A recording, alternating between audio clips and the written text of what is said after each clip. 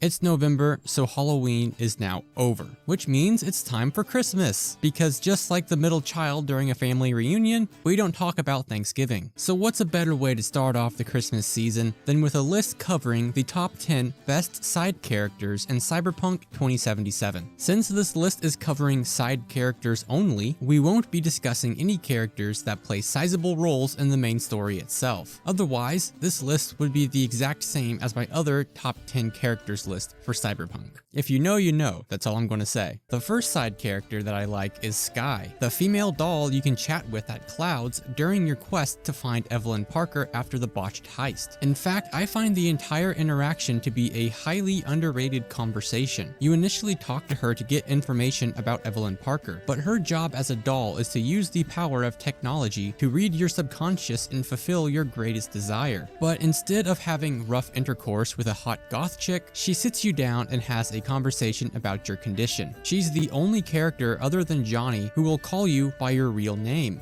Hi, I'm Skye, and you must be Valerie?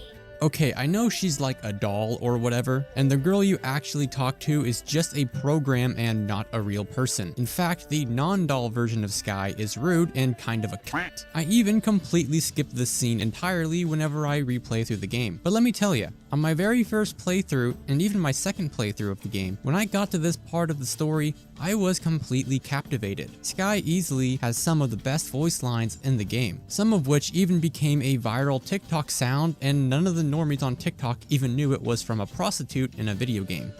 Never look back. If you gotta kill, kill. If you gotta burn it all to the ground, then let it burn.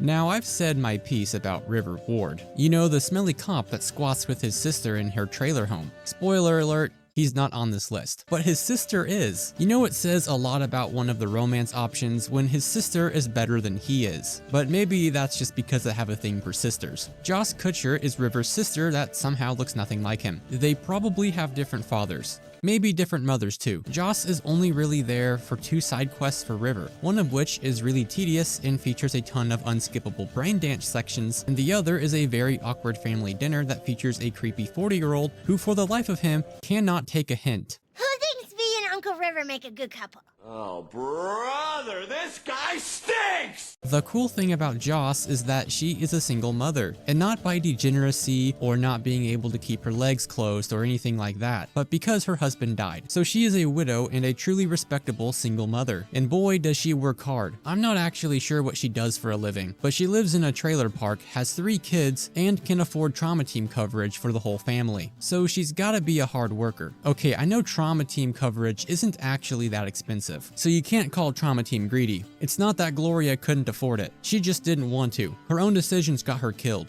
Womp womp. Joss is definitely the only good part of River's questline. His revolver that he gives you at the end of the quest was really good, until the 2.0 update made it so revolvers can't have suppressors. But let's just put it this way. More people want a Joss romance added to the game than people who actually romance River. Anyways, Ozab Bozo is a funny little guy. Well, actually, he's not little. He barely fits in the car. But the point is, this guy is a real hoot. Ozab is a clown of sorts with a massive grenade lodged in his face. Hey, you're V, yes? Oh, fuck. As you travel around Night City, you'll eventually get a call from Ozab telling you to meet him in Japantown and does not elaborate further. He wants you to drive him to the alley outside Misty's Exoterica, where you will wait for him to shoot up some restaurant or something. I'm not entirely sure, as he literally gave you 0 details. And then, beat off the local tiger claws. Afterwards, you'll talk to Ozab and collect your modest reward. Ozab is definitely an interesting fellow, and not just because of the giant grenade in his face. He's also kind of funny, but in the I feel sorry for you kind of way. It's a real icebreaker with the ladies. Got any powder for my nose? And does it work? Not really. A few days after you complete his mission, you'll get a text from Coach Fred saying that another fight has appeared in Pacifica, and this fight is none other than Ozab Bozo, who is unironically holding 3 massive cartoon squeaky sandwiches. V! Ha ha ha! What a coincidence! The fight is actually very easy, given that if you punch him in the nose, his head will actually explode. Oh shit! Oh shit! Oh shit!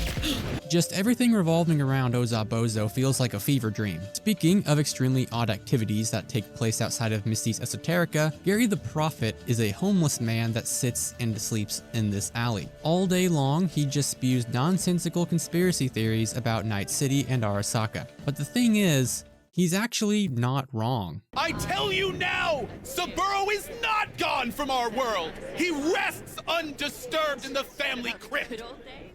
He feasts on the blood of his servants, awaiting his body's rejuvenation. I mean, if recent events have taught me anything, it's that the conspiracy theorists are usually right. They're not always right, but you know, most of the time, they are right. At least in the general ballpark. And even though Gary's conspiracies come straight out of left field, he is absolutely right, even if his interpretations don't really make much sense. He mentions things like Hanako being a vampire, as she doesn't age, which is because of anti-aging technology, but there is no vampirism in the Cyberpunk universe. There is, however, vampire-like cyberware in the universe, along with cut content that involves vampires underneath Night City, so he is in the ballpark. He just plays the game almost entirely wrong. And I hope I didn't put you to sleep with the baseball metaphors. If you visit him enough times and protect him from some angry Aldecaldos that confront him, he will tell you about a secret meeting, and bear with me here, between reptilians and techno-necromancers. Who are you betting on showing up? The reptilians or techno-necromancers? The Spanish Inquisition. I admit, I didn't expect that. When you go to the location, you will actually see a meeting between shady peeps in suits and Maelstrom. So, metaphorical reptiles and people who use an overabundance of technology to keep them alive when their innards are completely fried. So basically, techno-necromancers. But when you return to Gary, you find out that he was abducted by aliens, and his bum wants you to fork over enough cash to buy a large apartment. Gary may have been abducted, he may have been a grifter, but he is an absolute jolly old chap. What's this story taught us? That our world's ruled by alien overlords from the darkest reaches of space, and we are powerless to stop it. Misty is a character I really wish CD Projekt Red made more use of, and I promise she's not on this list because she shares a name with my recently dead cat that I've taken care of for the last 13 years of my life. May she rest in peace. She has pretty much no side content other than collecting tarot cards, but what is really cool is you can approach her in her shop pretty much whenever you want, and there is some unique conversation to be had here. There's not much else I can say about her, as she does appear in the main story, but she's pretty much so underutilized that I can't really say anything else about her. Throughout the main story, she's kinda just sitting there in the background, sometimes literally, and only exists to remind you that her retarded boyfriend exists. Or I guess not anymore. I gave him up to Arasaka. Every bad thing happening to us is his fault anyway. She does, however, have one side quest that's more about Jackie than it is about her, and that's the quest where you help Mama Wells arrange and then attend Jackie's funeral. During this quest, you learn that Mama Wells doesn't really like Misty, and she's kinda just pouting outside. And that's pretty much the entire quest. Again, Misty was just put on the sideline, and only really exists to remind you that Jackie existed.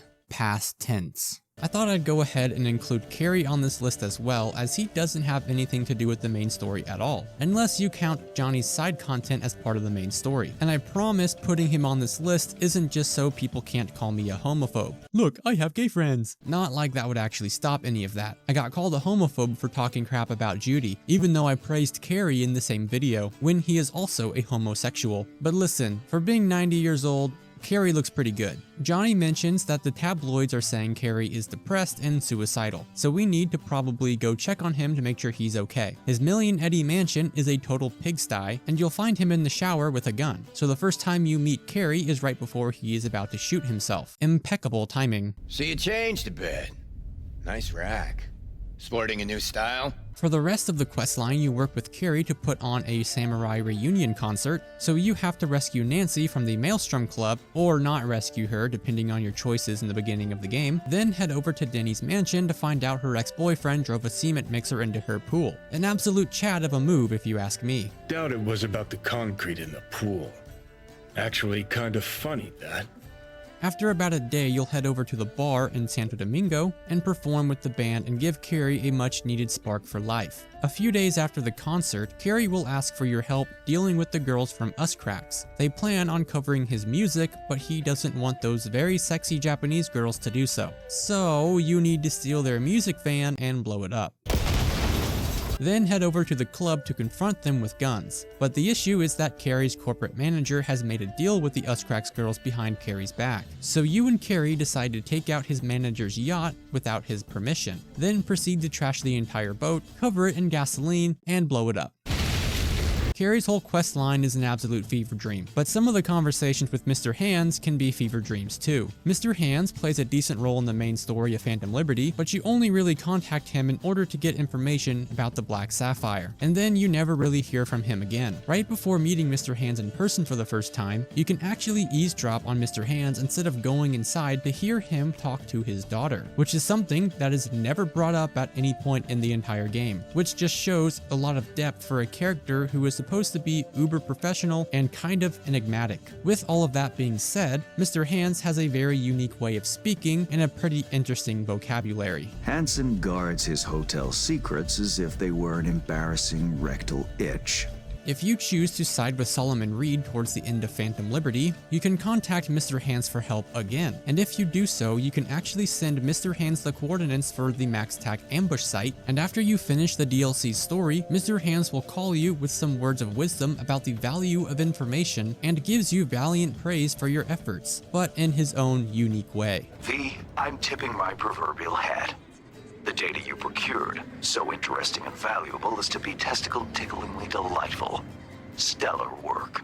He also gives you some unique MaxTac Mantis blades as well, which you can find at your apartment. Mr. Hands is a very interesting guy. He's the type of fellow that I could sit down and converse with for hours. And let me tell you, finding people who can hold a conversation is pretty rare these days, but Mr. Hands is definitely intriguing to say the least. I mean, a guy named Mr. Hands talking about testicle tickling, I actually don't know whether to be concerned or intrigued. But we all know my morbid curiosity is going to get the better of me. But nothing makes me more curious than one of those sexy robot waifus. Although not actually a robot, at least not that I'm aware of, Rita Wheeler is one of the most requested characters for additional content. And for a good reason. There's not really much about her, like at all. In fact, her name is not spoken at any point in the entire game. You briefly bump into her during the first act of the game where you head over to Lizzie's bar to meet with Evelyn Parker to discuss the upcoming heist. You'll bump into her again after the heist when you head over to Lizzie's bar to meet with Judy while looking for a now missing Evelyn Parker. I'll let Judy know you're coming. And on your way out of the bar, Rita Wheeler will actually be waiting to greet you, where she will accuse you of not being interested in Evelyn at all, but rather you just really like Judy's virtues. So you now have a more normal, less professional conversation with her, as opposed to the typical bouncer bravado you normally get. Now I really wish they would have handled Rita Wheeler in a way that is similar to Sable from Animal Crossing, where the more you talk with her and interact with her, the more she will start to open up. A purely platonic relationship would have sufficed. Added in one of the more recent patches was this Mox party located near Baddies. Inside this party, you can find Rita Wheeler all alone and listening to music. When you approach her, she will immediately say she's off the clock. But if you look carefully, you can then see her point at the couch, telling you to sit down and listen to music with her. And she will even say goodbye when you leave. I think this could have been an absolutely amazing way to implement what I mentioned earlier. But maybe she can appear in Cyberpunk Orion, and they can implement this feature there. But what characters could possibly be better than Rita Wheeler? Mitch is a character you don't really see in the main story much, but plays a huge role in Pan Am's side content. Mitch is like Pan Am's older brother. But don't let the idea of your girlfriend's older brother scare you away. Mitch is actually a pretty cool dude. Once you finish Pan Am's main story quests, Mitch will invite you, of all people, to help do a little send-off for his friend Scorpion, who died in the main story. In this quest, you pretty much just hang out with Mitch and drink beer. He also sends you home with a few of Scorpion's belongings.